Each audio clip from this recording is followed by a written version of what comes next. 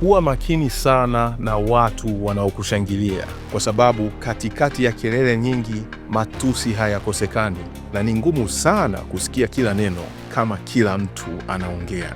Wapo wanaokushangilia kwa sababu wako upande wako.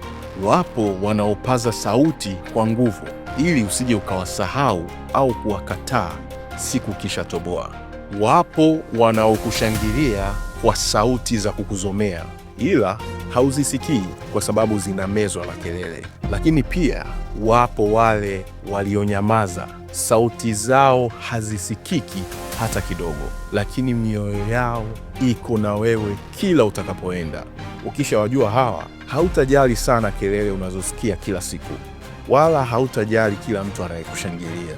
Na ndiyo hiyo siku utajua kwamba sio kila neno unalosikia linatoka moyoni.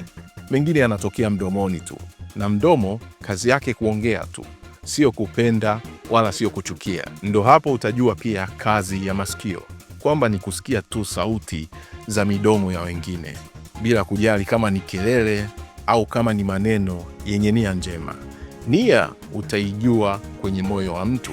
Kwa hiyo ukiweza kusikia kwa kutumia moyo wako, utaweza kutofautisha sauti iliyotumwa na moyo wa mtu na sauti iliyotokea kwenye midomo.